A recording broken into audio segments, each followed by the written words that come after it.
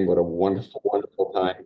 Whoop, there we go. That we had in the Catskills, which I hope you'll get a little piece of again. Don't pump it, don't change it to just view of me for the moment, because I want to see who we've got out there. Guys, wave your hands. How many of you grew up in the Catskills? Let's see, just wave. There are a few of you. How many of you were involved in the hotel or bungalow business? We got a few of you. Okay. How many of you may not have been in the business, but were guests in the hotels or bungalows? Let's see. Okay. We have any Catskill farmers? Oh, wow, we do. Okay. Well, my hat's off to you because I know what miserable territory that was, which is a part of how the Borscht Belt came about. But great. All right. If you want to pop it onto view of me, we can get going, Christina. You got it? Yep. You have the control, you have the bridge. Yep, you're pinned. You're big on there. It might look different for you, but you're all Okay. good to go.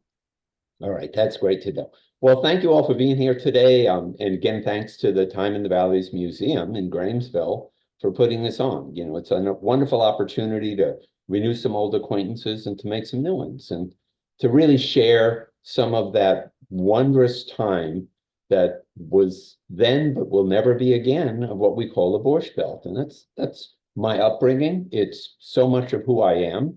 And even at 75 years of age, everything about that place still gets me.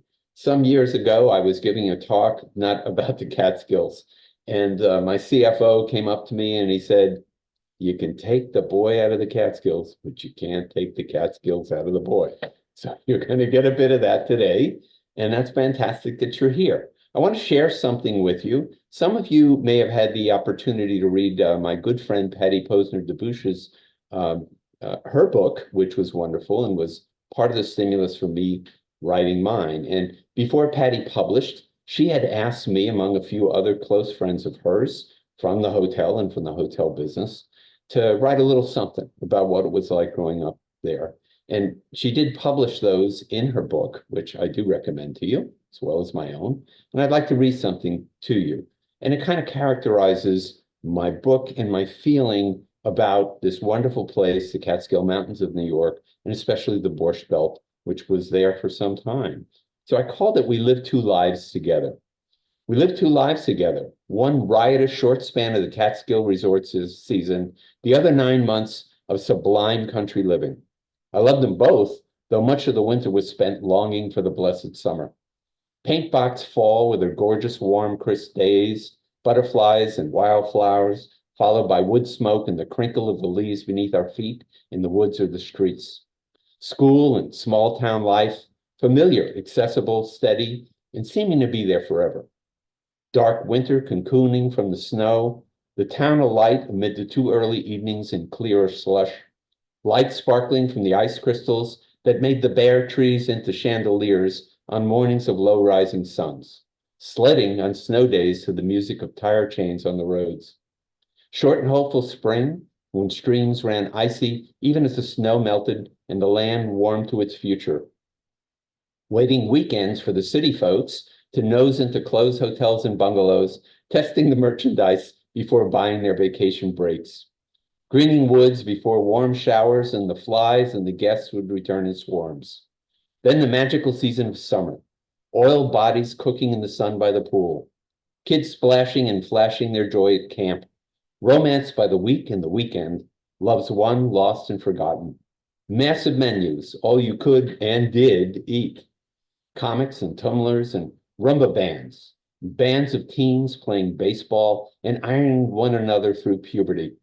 Parents teaching us inadvertently about the vagaries of human behavior, their loves and infidelities, their egos and their insecurities, played out against the cast of waiters, bellhops, bungalow bunnies, and the Bull Express.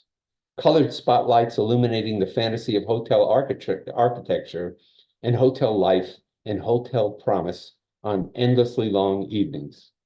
And for 10 weeks, we were kings and queens of our known universe. I tell the folks we were carnies, carnival people, but we never moved the tents. We hotel brats went from ho-hum bumpkins to little princes and princesses, and later to hard workers toiling at whatever needed an extra hand. We knew everything and everyone, and even more than we could ever imagine, until age taught us what we'd had all along and what we should have known. Our family's Hotel Irvington, born of a farm in poor farming country, led to such a rich life. Our families were intertwined, sometimes competitors, and others collaborators. And then in the end, the dying embers of a life that was never before and will never be again. I envy you, my sister. You lived it through to the finish, while I abandoned it for the world too early, or maybe just in time. That was the way that I feel when I look at my life, first third of my life, growing up and being influenced by both the Catskill Mountains and New York itself, and the Borscht Belt especially. When I think about it, the Borscht Belt really flourished and died in about 75 years. That's the average United States human lifetime. But in my case, I imagine for many of you looking at your faces out there, I know most of you aren't 20 years old anymore. So it was really spanning 3 lifetimes in my family. From my grandparents, who were some of the founders of the hotel business in the Catskills, from farms to hotels, and on through their kids who really ran the business, my parents' generation, and of course, my generation, where we grew up in it and we tried to run it before it ran itself into the ground. And that was, in a nutshell, the Borscht Belt. So I want to share some things with you, and I'm going to go through a little history here. Bear with me if you were there. Some of this may be repetitive of your life, and I hope it brings a smile to you. But we'll get right into the heart of what it felt like to be in a mid-sized family hotel in that incredible era that Dirty Dancing only touched the surface of, okay? So let's see if the sharing works. And Christina, you can tell me if it does. Okay. Oops. Yep. Yeah, no, we had a little problem. We got a glitch. It's okay. We'll find it. Don't you worry. Can you see this? Do you see the, do you see a PowerPoint on the screen? Yes. Fantastic. All right. Well, fasten your seatbelts because here we go. Mhm. I call this the time of our lives because it was very much the time of our lives. And the rise and fall of the Borscht Belt was really something very special. People have revived an interest in it. I know you're interested in it or you wouldn't be here. So let's talk about it. You know, it had a lot of euphemisms. The Borscht Belt was one, and in my research, I found that that was created by a New York City commentator, actually a columnist, who gave it that name somewhere in the 1920s. But it was also called the Jewish Alps. I've heard it called the Sour Cream Sierras. You, you take your pick. Sullivan County was called Solomon County at one point because it was so much of a Jewish experience. Are we're getting a little.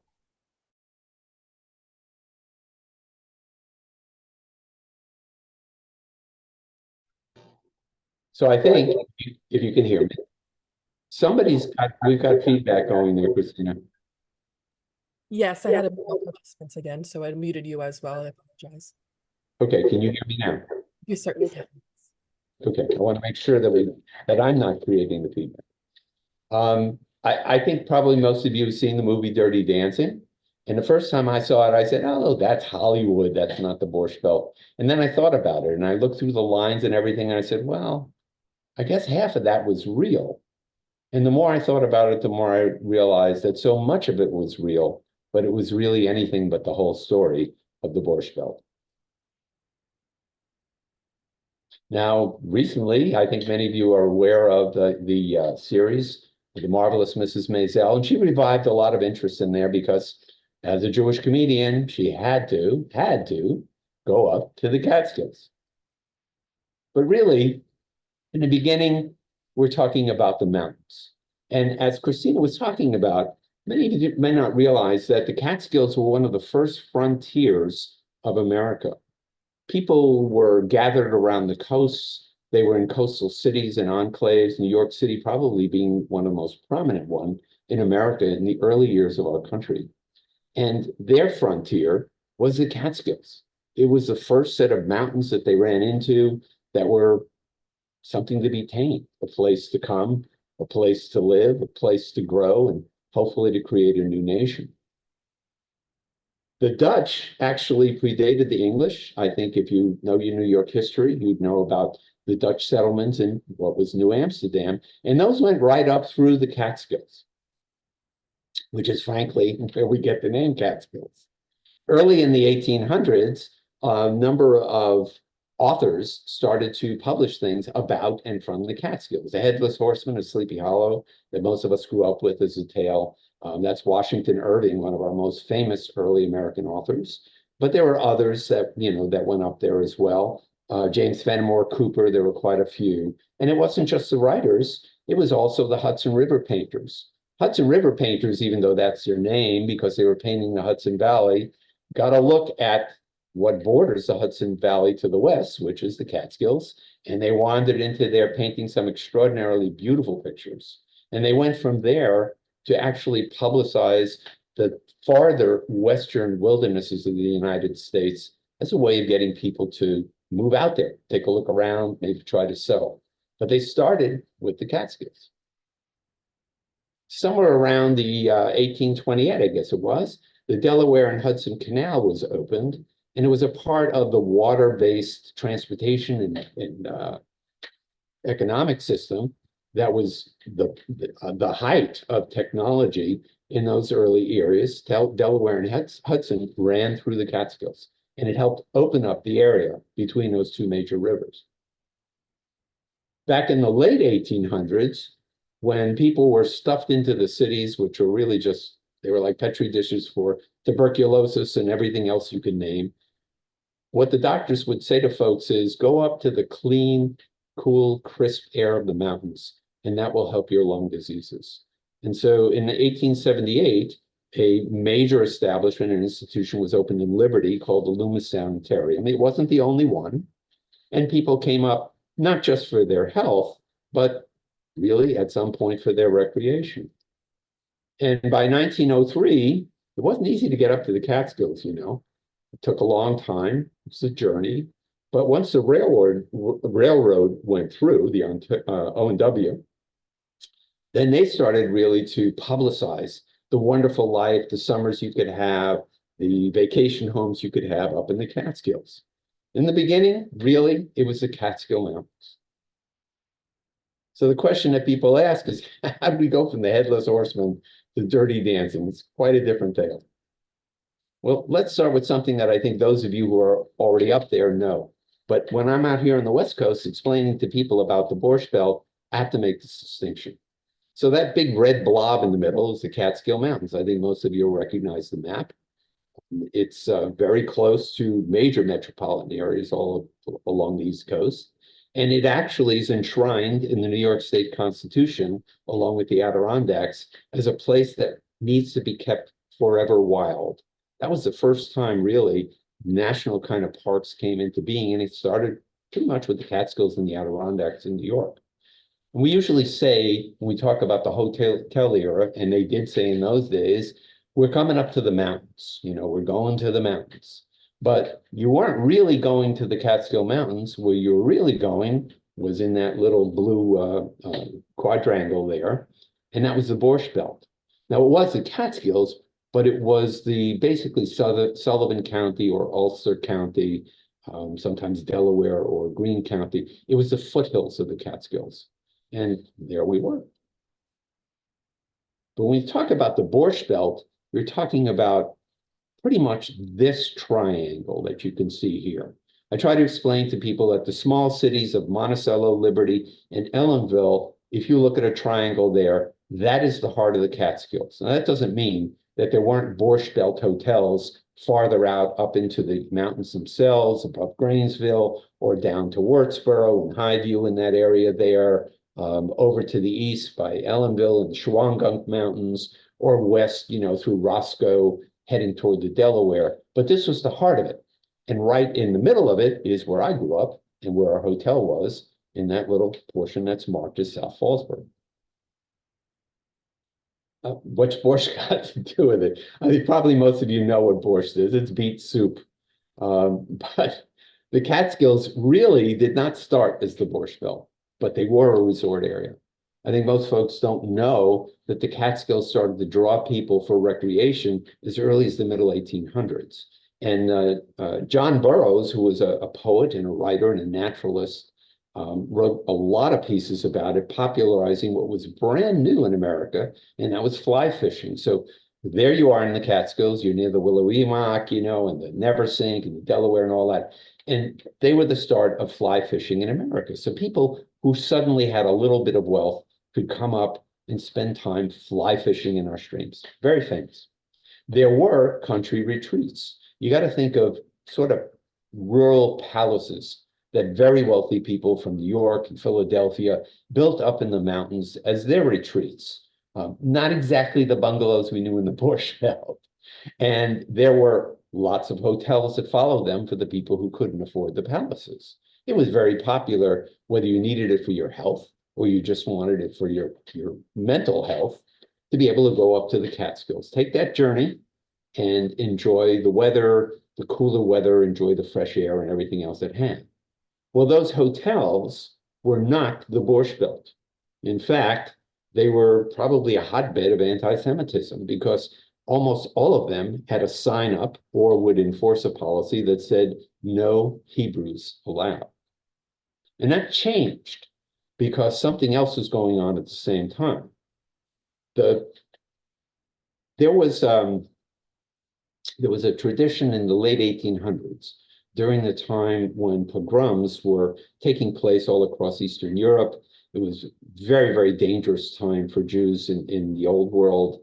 And there were some wealthy Jewish philanthropists, Baron Hirsch being among them. I think the Rothschilds were also in that business, who wanted to find some kind of safe places where the Jews could have a place of their own, place where they would feel that they were welcome, a place that they wouldn't be harassed or killed.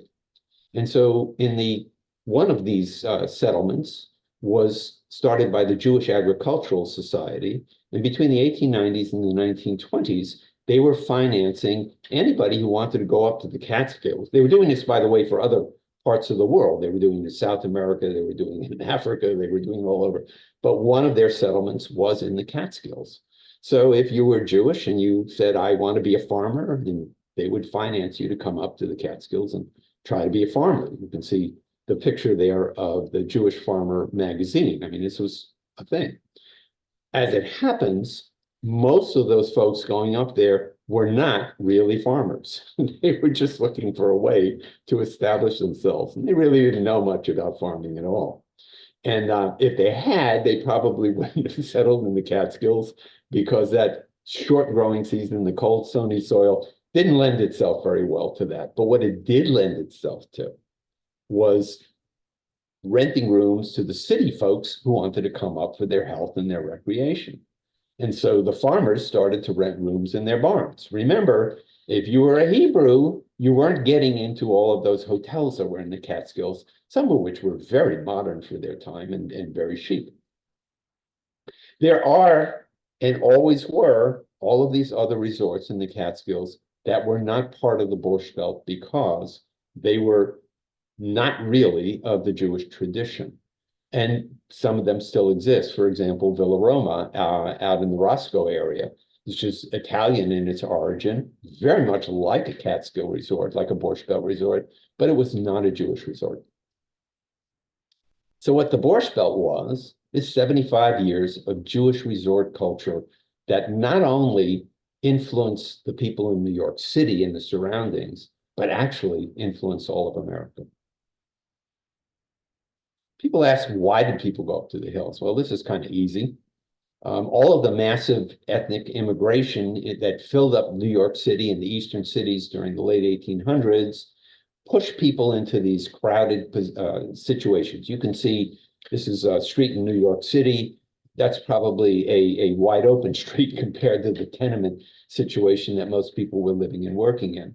And these were smoggy, they were muggy. This is before air conditioning was ever thought of.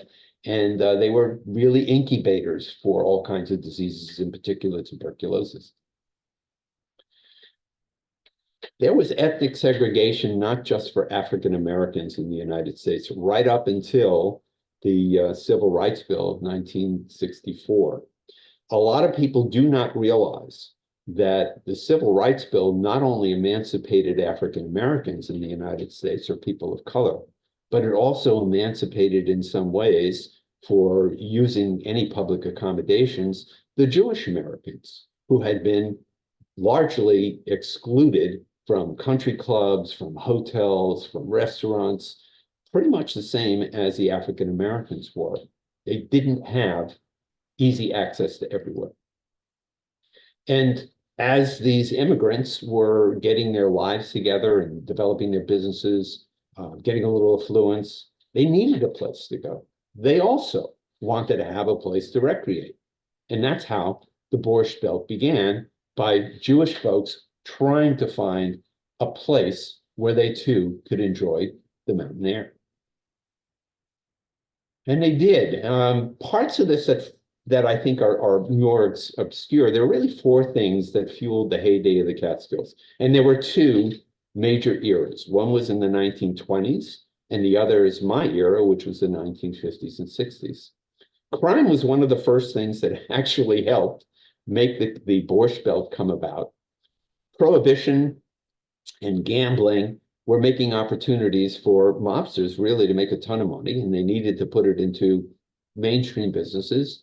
Very good opportunity up in the Catskills. They would put the money into a hotel or a bungalow, mostly hotels, and it really worked for them. You know, they could go up, they could shoot one of their competitors, drop them in Loch Sheldrake, and then go to a hotel, you know, for dinner and go out to a brothel and watch a show or whatever they wanted to do.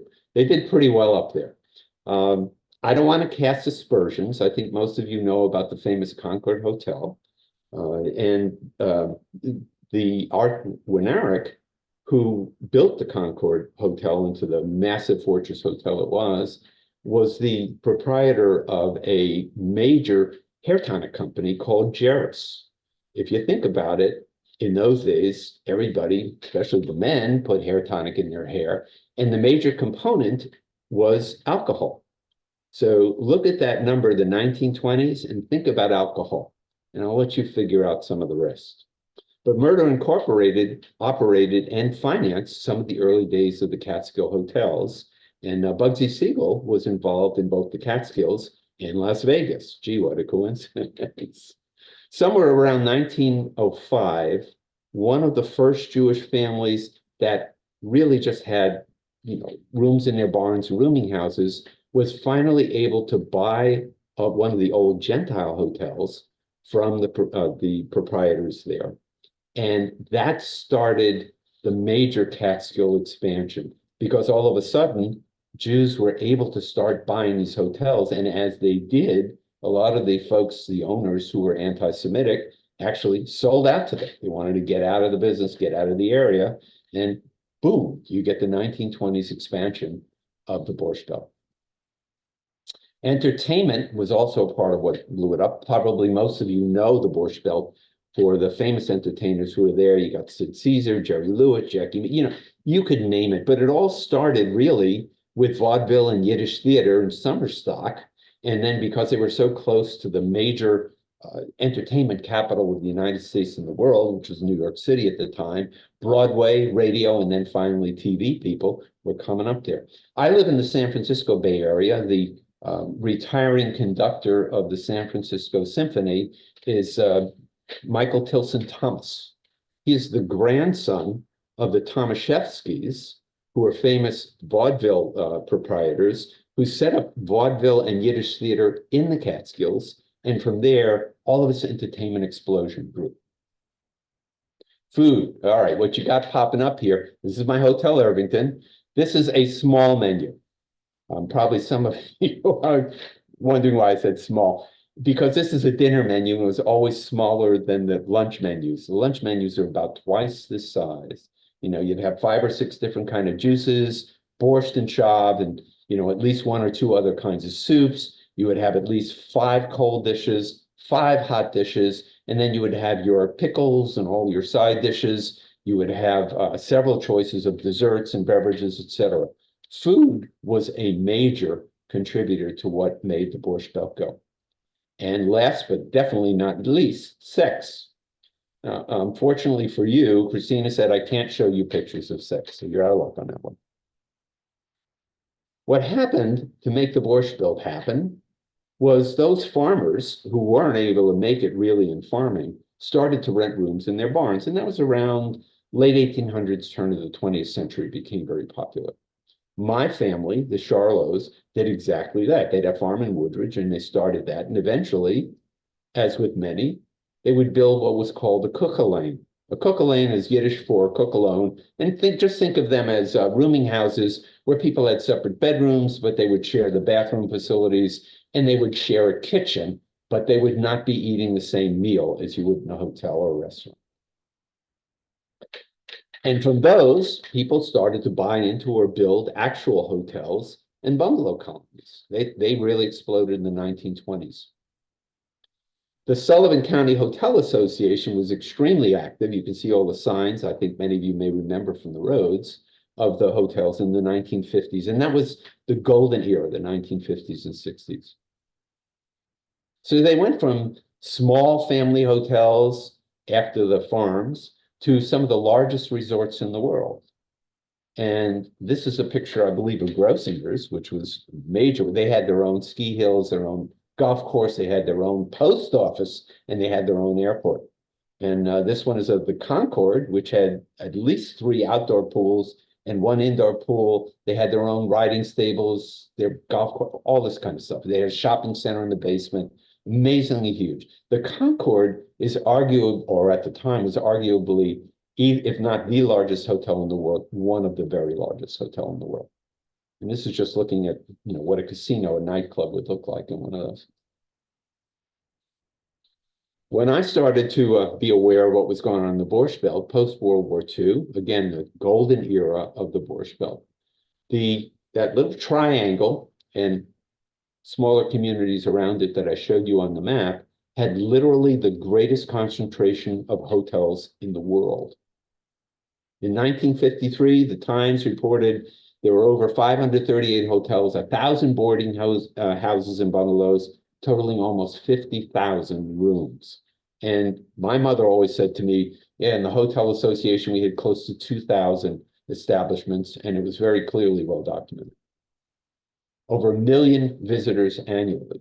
At that time, there were about 7 to 7.5 million people who lived in New York City. And got to figure 1 out of 7 of them was going to be up in the Catskills that summer.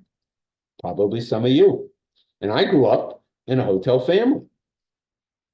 So what it was like, you may have read that famous children's book, Eloise, which is about the Plaza Hotel in New York, and this kind of a little hotel brat who grows up in this really high-class hotel. Well, that wasn't the case where we were in the Catskills, but we were hotel brats. And like her, these little kids running around as though we owned the place because our parents owned the place. But then as we grew up, we were expected to work just like the adults.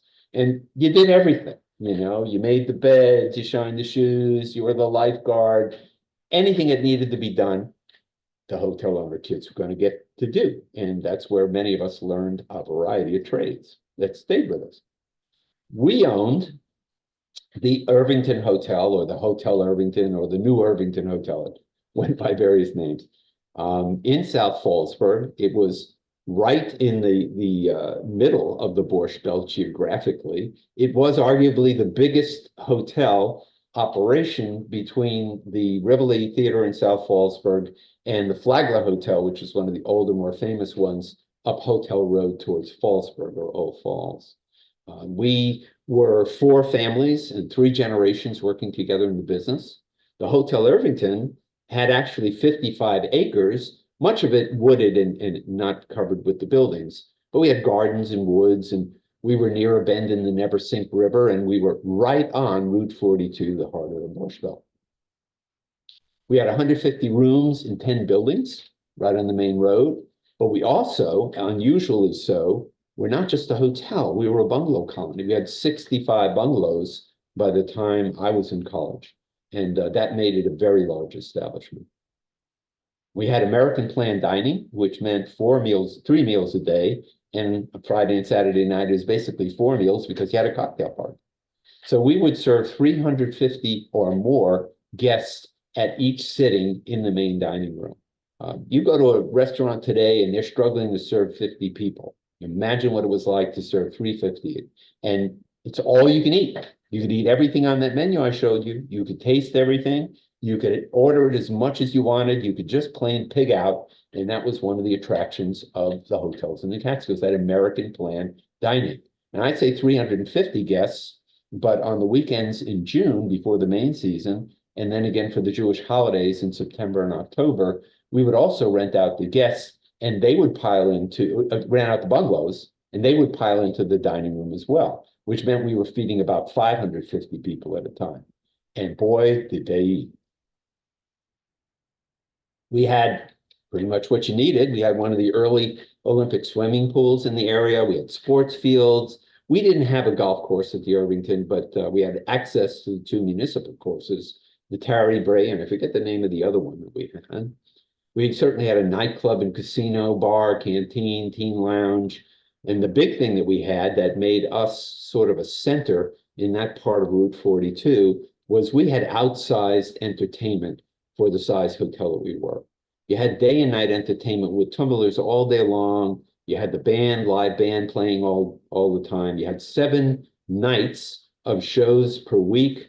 On Friday and Saturday night, you had 3 shows. So you would have an early show, which would have the band playing for you dancing, and then you would have a comedian, and then you would have a singer or vice versa. And then that would repeat for the late show. But then we also had the real show, which was the exotic dancer or stripper late at night in the bar. So we were pretty hot. Day camp for your kids. People would pay thousands of dollars to send their kids to camp, but it was all included in the bill. You had a day camp from early morning, about 7:38 in the morning, and you didn't have to pick up your kids till almost 9 o'clock at night. So if you wanted to, you could play with them and drop them back at the camp, know that they were active and that they were safe. You just didn't worry. It was a wonderful experience, everything included. We were actually, along with the Brickman, one of the very first hotels in the Borscht Belt to integrate our staff before the civil rights era. And that was very much of a big deal, you know, to have African-American staff, for example. As a matter of fact, we had, and I tell a story in the book, we had one African-American bellhop who was so fluent in Yiddish that the guests would be absolutely floored. They just could not conceive of a Black man sitting there chatting with them away and joking with them in Yiddish. It was quite a kick. There's a Hotel Irvington sign, the T-shirt that I'm wearing right now. You see the old hotel postcard, the way it looked, or a Landis version of the way it looked before mid-1950s, and the way it looked after the 1950s when it was remodeled. Our hotel was, there's a map on the left. You can see South Fallsburg. That's Route 42, that big black line going through, and you can see the Irvington by the curve in the Neversink River. To the right, you can see sort of a crude diagram of where all of the buildings were. The main buildings, the lawns, the playing fields, the bungalow colonies, the day camp, and all that kind of stuff. It's a little small for you to see on your screens right now.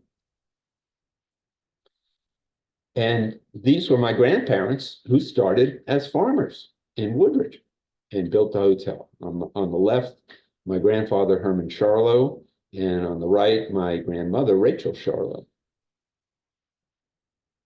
Who helped them build it were their kids. And that were my father and my 2 uncles, as well as their wives.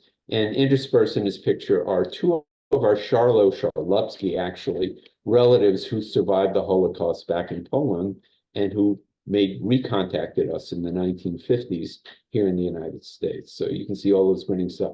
If you look at the man in the back row on the right with the smile and the little bow tie, that's my father. Now, I want you to think about Max Kellerman in the movie Dirty Dancing. And my cousin swears that my father was the model, and I'll tell you why later. And this is my generation, which we called the Crazy Cousins Club.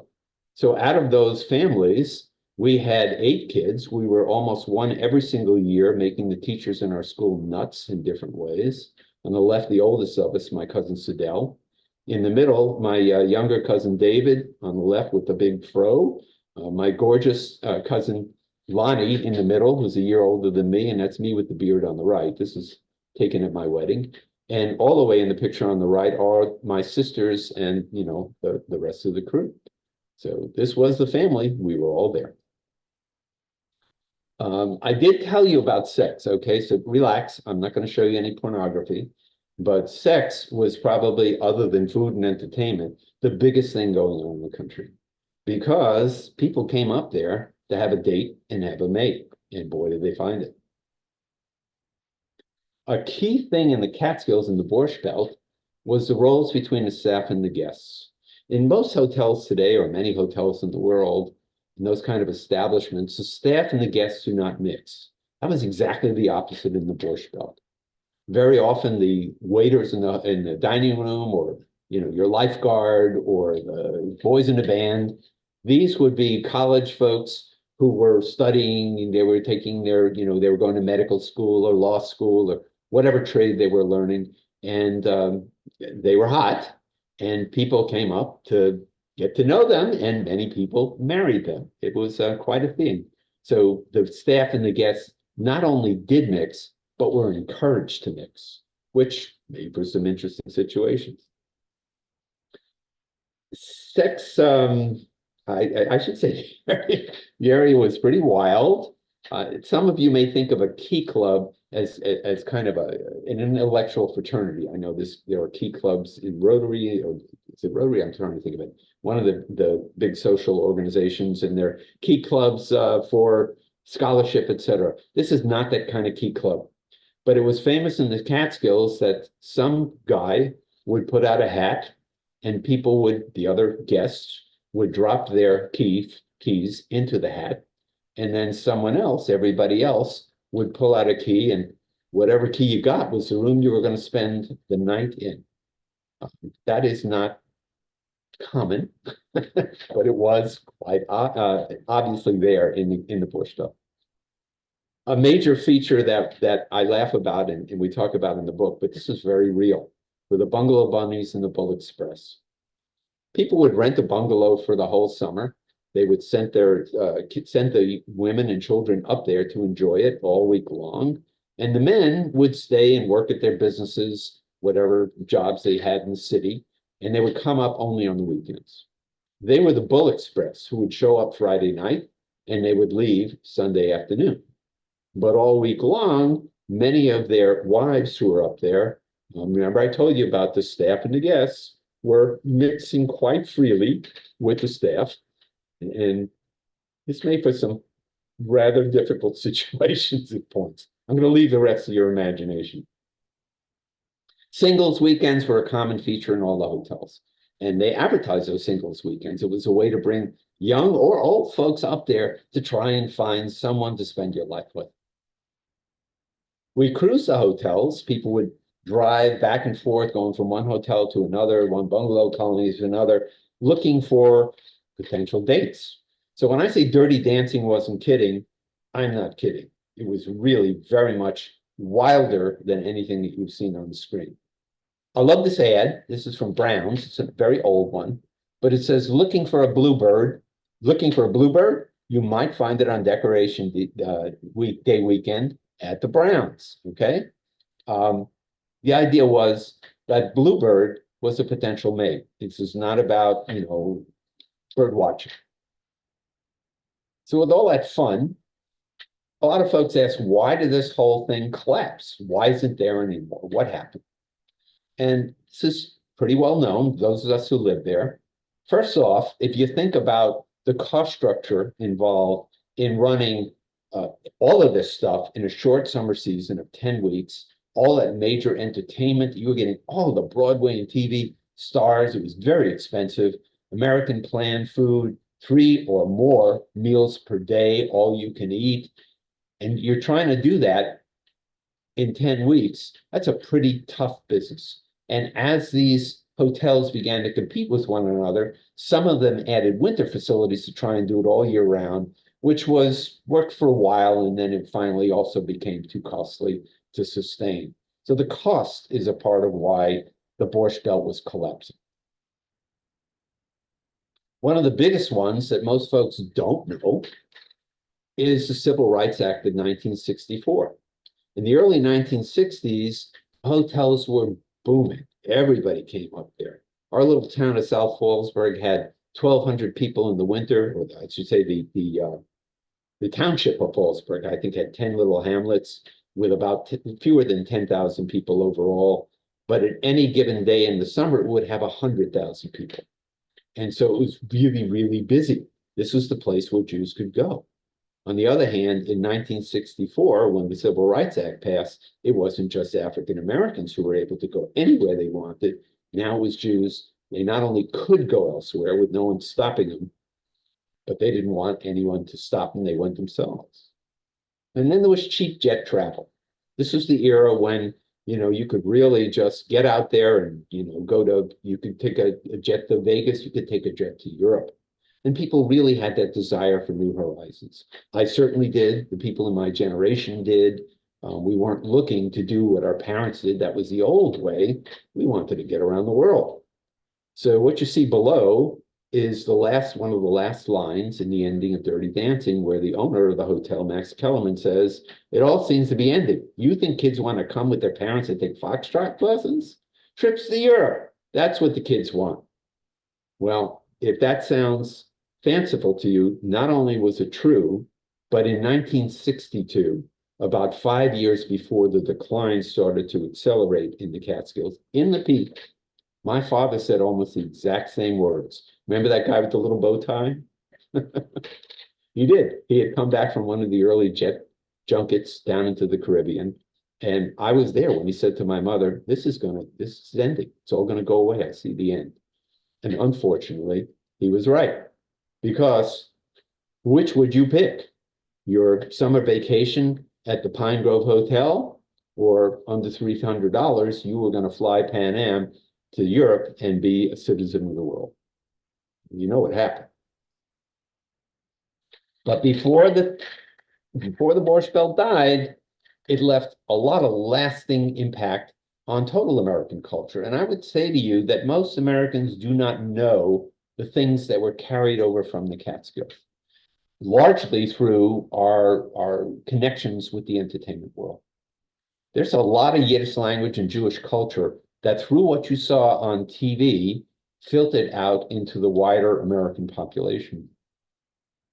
The entertainment industry, we were deep in the entertainment industry.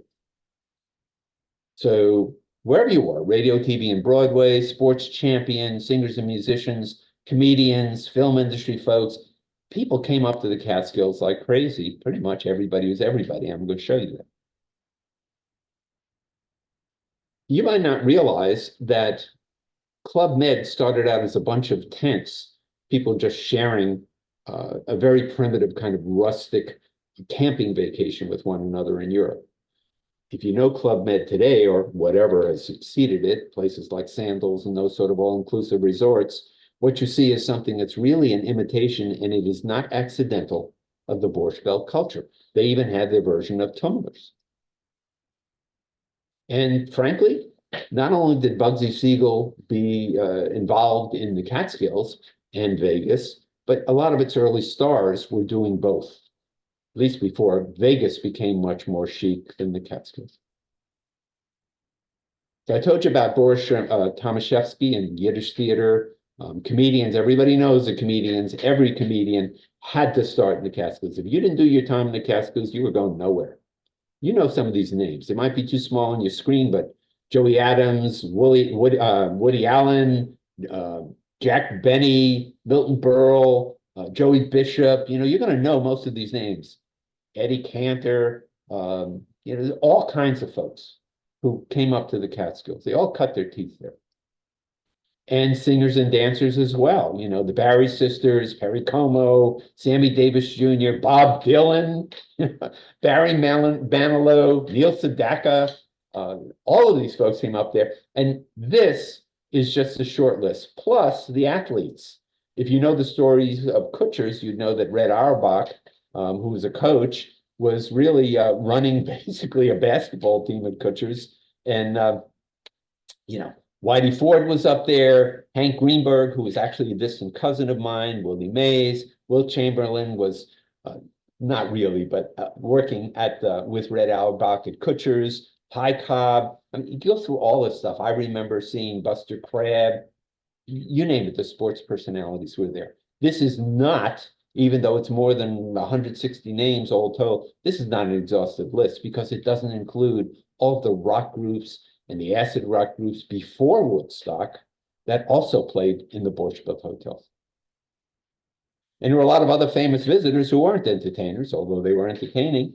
Presidents, Lyndon Baines Johnson was up there, First Ladies, Eleanor Roosevelt and Mamie Eisenhower, Vice President Nelson Rockefeller, after all, New York was his home state, Robert Kennedy, Ted Kennedy, ambassadors, congresspersons, and folks who may not, who are in sports and entertainment, who may not have actually played the Catskills, but they certainly played in the Catskills. Got Elizabeth Taylor, Lucille Ball, Judy Garland, Cary Grant. If you were anybody in the entertainment or sports business, you made your way from New York City to the Catskills at some point in your career. And there were people who came from my generation who came out of the Catskills and did stuff. Some of you may know V.C. Andrews or Andy Neiderman, who has been the ghostwriter for V.C. Andrews and writing under his own name since the mid-1960s. Andy was one of our teachers and a guy I knew from back in Fallsburg Central High School. He has over 70 books of screenplays. There are others who are involved. If you're younger, you may know Gavin DeGraw, for example, who's a major pop music star. Gavin is the son of my next door neighbor and a guy who I was in a band together with. So lots of stuff coming out of there. Food and cuisine. You may or may not know each of these folks. There are many, many more. Lots of movies about the Catskills. If you're old enough, you probably remember Marjorie Morningstar, which I believe was filmed at Kutcher's and depicts the romance between one of the staff members, singer, master of ceremony, and a young guest. Very poignant kind of movie and book. Very famous in the 1950s. Dirty Dancing, you know that one. Walk on the Moon, I would hope you've had a chance to see this one. Diane Lane and Viggo Mortensen are in it. It does one of the best jobs of depicting what it was like in the bungalow colonies and that whole business of the bungalow bunnies as you're ever going to see anywhere. It's a very nice movie.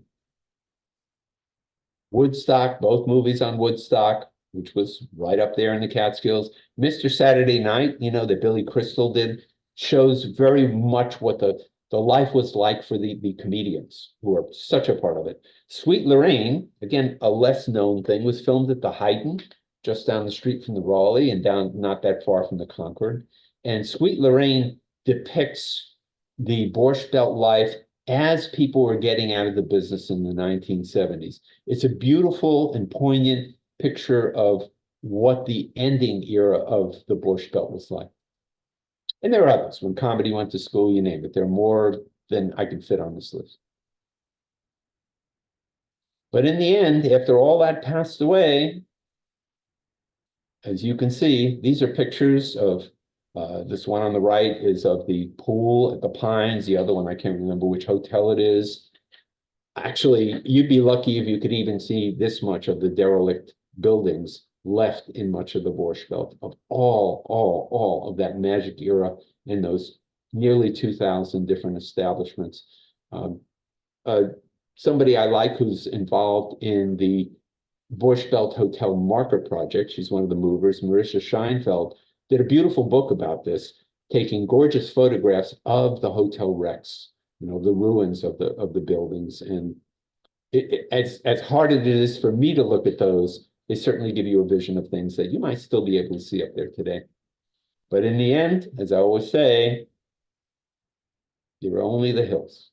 Those of you who live there, those of you who visit there, you know that the Catskills are timeless. They're beautiful, they're wonderful, they're gentle, they have so much variety. The air, I hope, is still clean. The water, I hope, is still clean. Thank you, Time in the Valleys, for talking about the water systems up there. The hills are still there. And people are coming back, I'm told, and I visited there last in 2019 and saw that little B&B kind of operations were coming up, but it's nothing like the massive hundreds and hundreds and hundreds of establishments that covered these hills in my era. If you want to read about it, my new book is actually available right now at the Time in the Valleys Museum. You can pick one up live there. You can pick up a paperback. They'd be happy to sell you one. And if you can't find it there, you can get it on Kindle or whatever on Amazon. It's called The Catskill Carnival. It's about my Borscht Belt life, which I lived. I did lose it, and I came to love it and understand. So